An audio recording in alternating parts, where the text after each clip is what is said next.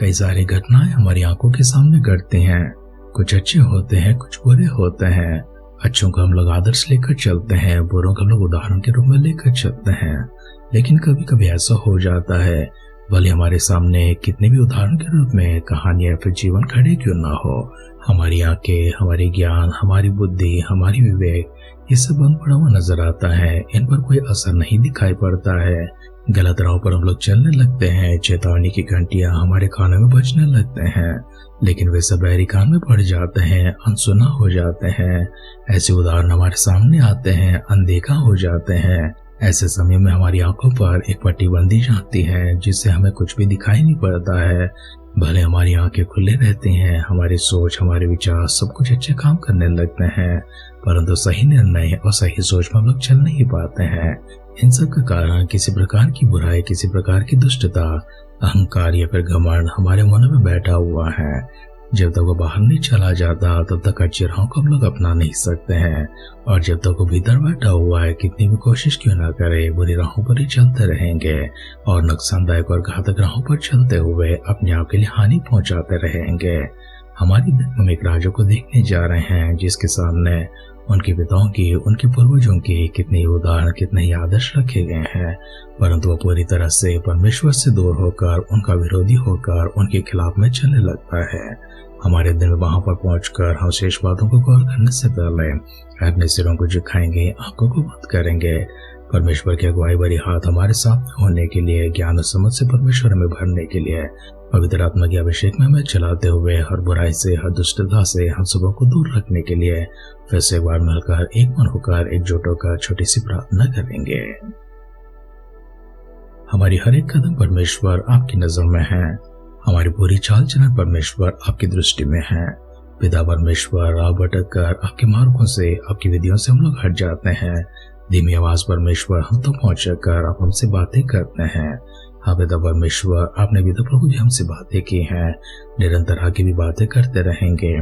कोई ऐसा दिन नहीं था परमेश्वर, कोई ऐसी घड़ी नहीं थी जब आपने हमसे बातें नहीं की हैं। फिर से एक बार प्रभु जी आपको शुक्र अदा करते हैं, आपकी महिमा करते हैं, आदर करते हैं, सम्मान करते हैं प्रभु जी। इतना भाग्यवान एक समय प्रभु और भाग्यवान एक जीवन परमेश्वर आपने हमें धन्यता के रूप में प्रदान किए हैं, ताकि परमेश्वर हम निरंतर प्रभु जी आपकी वाणी को सुन सके, आपकी आवाज को पहचान सके, आपके संदेशों को प्राप्त कर सके। चेतावनी को प्रभु जी प्राप्त करते हुए सचेत होकर, सतर्क होकर प्रभु जी जागरूकता के साथ आगे बढ़ने के लिए, दुष्ट मार्गों से प्रभु जी हम दूर होकर आपके सन्मार्गों पर चलने के लिए प्रभु फिर से एक बार परमेश्वर हम सबको पवित्र आत्मा का अभिषेक से भरते हुए आपकी ज्ञान में, आपकी समझ में और अगुवाई में चलाने के लिए प्रार्थना करते हैं। हमारे सारे प्रियजनों को, आपके भक्तगणों को एक और बार आपकी दृष्टि में समर्पण करते हैं। उनकी कमी घटी को दूर करते हुए हर प्रकार की आवश्यकता प्रभु जी उन तक पहुंचाने के लिए, रोगों से, बीमारों से प्रभु जी, कमजोरी से प्रभु ने दूर रखने के लिए दुआ करते हैं। आशीष मानो प्रभु जी, सुखद एक जीवन परमेश्वर उन सबों को प्रदान करने के लिए, ज्ञान से, समझ से प्रभु जी, परिपूर्ण आत्मा से प्रभु जी सभी को भरने के लिए दुआ करते हैं। आगे के समय प्रभु जी वचनों के माध्यम से हमसे बातें कीजिए। सारी महिमा, गौरव, आदर, सम्मान प्रभु आप प्राप्त कीजिए। प्रार्थना पिता परमेश्वर सुनकर दिए उत्तर के लिए धन्यवाद करते हुए हमारे उद्धारकर्ता, हमारे प्रभु यीशु मसीह के नाम से इस प्रार्थना को मांगते हैं। सुन और कबूल कर पिता। आमेन, आमेन, आमेन। आध्यात्मिक जीवन की दैनिक खुराक सुन रहे हमारे सारे प्रिय श्रोताओं को, परमेश्वर के प्रिय भक्तगणों को प्रभु यीशु मसीह के नाम में प्यार भरा जय मसीह की सुप्रभातम और शुभोदय कहते हुए हम सबका मनपसंद ध्यान केंद्र आध्यात्मिक जीवन की दैनिक खुराक में और इस नए दिन में आप सबका स्वागत करते हैं। हमारी अध्ययन इतिहास की दूसरे ग्रंथ 28वें अध्याय में चल रही है और उसका पहला वचन से पढ़ते हुए हमारे ध्यान को आगे बढ़ाएंगे। जब आहाज राज करने लगा तब वह 20 वर्ष का था और 16 वर्ष तक यरूशलेम में राज करता रहा और अपने मूल पुरुष दाऊद के समान काम नहीं किया, जो यहोवा की दृष्टि में ठीक था, परंतु वह इस्राएल के राजाओं की सी चाल चला और बाल देवताओं की मूर्तियां डलवाकर बनाई और इनों के बेटे की तराई में धूप जलाया और उन जातियों के घिनौने कामों के अनुसार जिन्हें यहोवा ने इस्राएल के सामने से देश से निकाल दिया था, अपने लड़के बालों को आग में होम कर दिया और ऊंचे स्थानों पर और पहाड़ियों पर और सब हरे वृक्षों के तले वह बलि चढ़ाया और धूप जलाया करता था। इसलिए उसके परमेश्वर यहोवा ने उसको अमोरियों के राजा के हाथ में कर दिया और वे उसको जीतकर उसके बहुत से लोगों को बंधुआ बना के दमिश्क को ले गए और वह इसराइल के राजा के वश में कर दिया गया, जिसने उसे बड़ी मार से मारा। और रमल्याह के पुत्र पेकह ने यहूदा में एक ही दिन में 1,20,000 लोगों को, जो सबके सब वीर थे, घात किया, क्योंकि उन्होंने अपने पितरों के परमेश्वर यहोवा को त्याग दिया था। और जिक्री नामक एक इब्राहिमी वीर ने मासिया नामक एक राजपुत्र को और राजभवन के प्रधान अजरिकाम को और एलकाना को, जो राजा का मंत्री था, मार डाला। और इसराइली अपने भाइयों में से स्त्रियों, बेटों और बेटियों को मिलाकर 2 लाख लोगों को बंधुआ बना के और अपनी बहुत लूट भी छीन कर शोमरोन की ओर ले चले। परंतु वहां ओदेद नामक यहोवा का एक नबी था और शोमरोन को आने जाने वाली सेना से मिलकर उनसे कहने लगा, सुनो, तुम्हारे पितरों की परमेश्वर यहोवा ने यहूदियों पर झुंझलाकर उनको तुम्हारे हाथ कर दिया है और तुमने उनको ऐसा क्रोध करके घात किया जिसकी चिल्लाहट स्वर को पहुंच गई है। और अब तुमने ठाना है कि यहूदी और यरूशलेम को अपने दास दासी बनाकर दबाए रखो। क्या तुम भी अपने परमेश्वर यहोवा की यहाँ दोषी नहीं हो? इसलिए अब मेरी सुनो और इन बंधुओं को, जिन्हें तुम अपने भाइयों से बंधुआ बनाकर ले आए हो, लौटा दो। यहोवा का क्रोध तो तुम पर भड़का है। तब इब्राहिम में कितने मुख्य पुरुष अर्थात योहनान का पुत्र अजरिया, मशलमोत का पुत्र बेरेकिया, शल्लूम का पुत्र यहिजकिया और हदेल का पुत्र अमासा लड़ाई से आने वाले का सामना करके उनसे कहने लगे, तुम इन बंधुओं को यहाँ मत लाओ, क्योंकि तुमने वो बात ठानी है जिसके कारण हम यहोवा के यहाँ दोषी हो जाएंगे और इससे हमारा पाप और दोष और भी बढ़ जाएगा। हमारा दोष तो बड़ा है और इसराइल पर बहुत क्रोध भड़का है। तब उन हथियारबंदों ने बंधुओं और लूट को हाकिमों और सारी सभा के सामने छोड़ दिया। तब जिन पुरुषों के नाम ऊपर लिखे हैं उन्होंने उठकर बंधुओं को ले लिया और लूट में से सब नंगे लोगों को कपड़े और जूतियां पहनाई और खाना खिलाया और पानी पिलाया और तेल मला और सब निर्मल लोगों को गधों पर चढ़ाकर यरीहो को, जो खजूर का नगर कहलाता है, उनके भाइयों के पास पहुंचा दिया। तब वे शोमरोन को लौट आए। उस समय राजा आहाज ने अशूर के राजाओं के पास दूत भेजकर सहायता मांगी, क्योंकि एदोमियों ने यहूदा में आकर उसको मारा और बंधुओं को ले गए थे। और फलिस्तियों ने नीचे के देश और यहूदा के दक्षिण देश के नगरों पर चढ़ाई करके बेतशेमेश, अय्यलोन और गेदरोत को और अपने अपने गांवों समेत सोको, तिम्ना और गिजमो को ले लिया और उनमें रहने लगे थे। यहोवा ने इसराइल के राजा आहाज के कारण यहूदा को दबा दिया, क्योंकि वह निरंकुश होकर चला और यहोवा से बड़ा विश्वासघात किया। तब अशूर का राजा तिग्लत-पिलेसर उसके विरुद्ध आया और उसको कष्ट दिया, दृढ़ नहीं किया। आहाज ने तो यहोवा के भवन और राजभवन और हाकिमों के घरों में से धन निकालकर अशूर के राजा को दिया, परंतु इससे उसकी कुछ सहायता न हुई। और क्लेश के समय आहाज ने यहोवा से और भी विश्वासघात किया और उसने दमिश्क के देवताओं के लिए, जिन्होंने उसको मारा था, बलि चढ़ाया, क्योंकि उसने यह सोचा कि आरामी राजाओं के देवताओं ने उसकी सहायता की, तो मैं उनके लिए बलि चढ़ाऊंगा कि वे मेरी सहायता करें। परंतु वे उसके और सारे इसराइल के पतन का कारण हुए। फिर आहाज ने परमेश्वर के भवन के पात्र बटोर कर तुड़वा डाले और यहोवा के भवन के द्वार को बंद कर दिया और यरूशलेम के सब कोनों में वेदियां बनाई। और यहूदा के एक एक नगर में उसने पराई देवताओं की धूप जलाने के लिए ऊंचे स्थान बनाए और अपने पितरों के परमेश्वर यहोवा को रीस दिलाई। और इसके और कामों और आदि से अंत तक उसकी पूरी चाल चलन का वर्णन यहूदा और इसराइल के राजाओं के इतिहास की पुस्तक में लिखे हैं। निदान आहाज अपने पुरखाओं के संग सो गया और उसको यरूशलेम नगर में मिट्टी दी गई, परंतु वह इसराइल के राजाओं के कब्रिस्तान में पहुंचाया न गया और उसका पुत्र हिजकिय्याह उसके स्थान पर राज करने लगा। इतिहास का दूसरा ग्रंथ 28वां अध्याय का पहला वचन से लेकर अंतिम वचन तक हमने पढ़कर सुना है।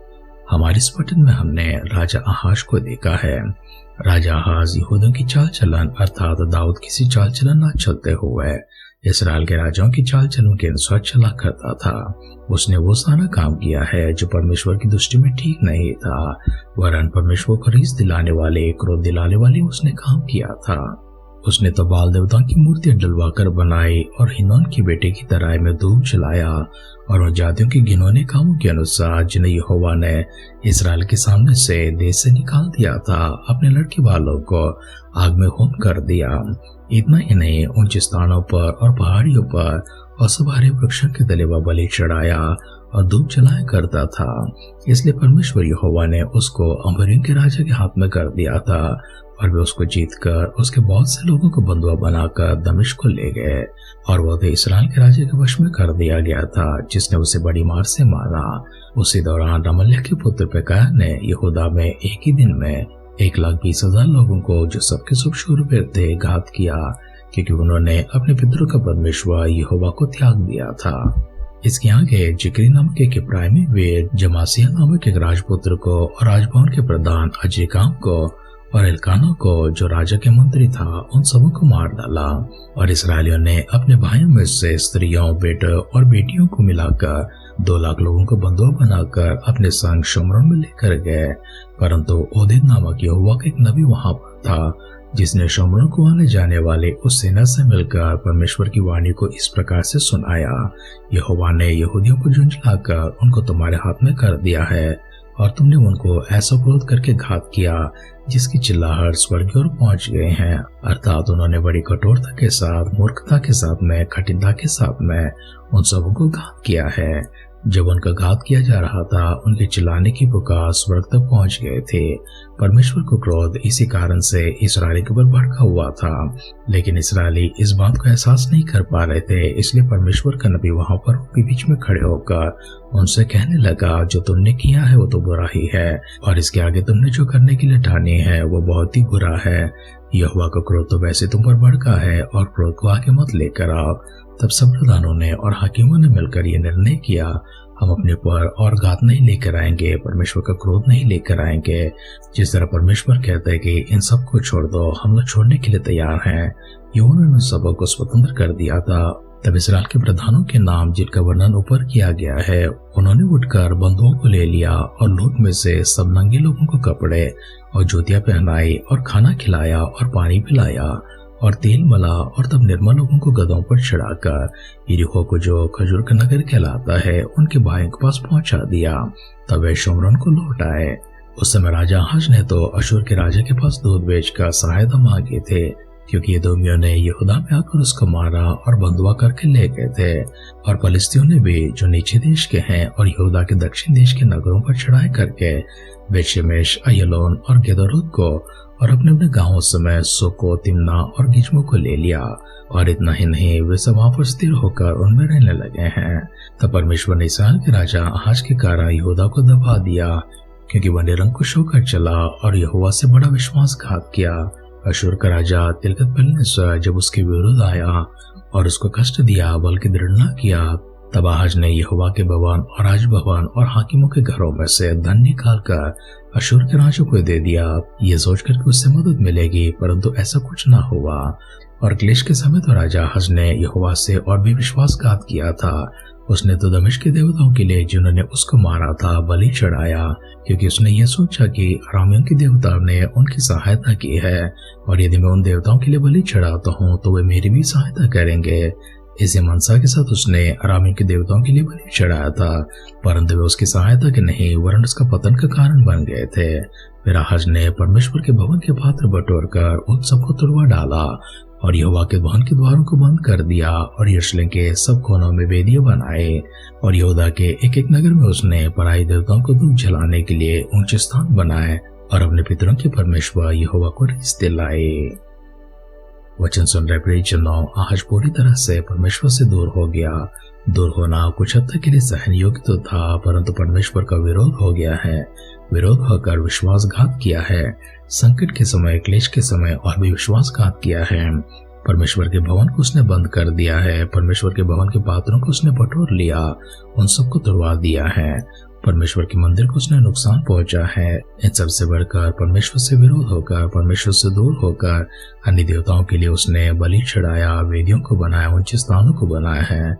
यूं आहाज अपने जीवन काल में पूरी तरह से बुरी चाल को चलता है और उसी के कारण से उसका पतन हो जाता है। उसकी मृत्यु के बाद उसे जो मिट्टी दी गई है उसके पुरखाओं के संग तो पहुंचा दिया गया है, लेकिन राजाओं के कब्रिस्तान में उसे नहीं रखा गया है। अगर उसने एक अच्छी चाल चलन चली होती तो उसकी इतिहास भी अच्छे पन्नों में लिखी जाती और उसे कब्र देते समय राजाओं के कब्रिस्तान में उसे रखा जाता था। परंतु उसने ऐसा कोई काम नहीं किया कि परमेश्वर की जुबान से भले शब्द उसके बारे में लिखे जाए और राजाओं के कब्रिस्तान में उसे दफनाया जाए। राजा आज के जीवन से सबक हम लोग प्राप्त करते हुए जागरूक होकर आगे बढ़ने के लिए आए सब अपने आप को परमेश्वर के हाथों में समर्पण करेंगे, सिरों को झुकाएंगे, आंखों को बंद करेंगे, छोटी सी प्रार्थना करेंगे।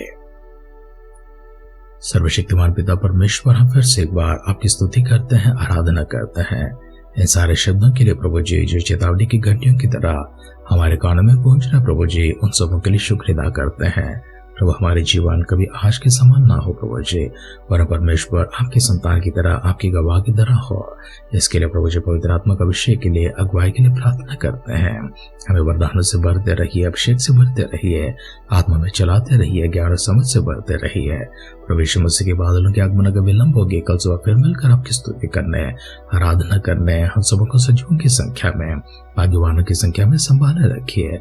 अगर ऐसा ना तो प्रभु के राज्य हम सबको शामिल करने के लिए प्रार्थना करते हैं।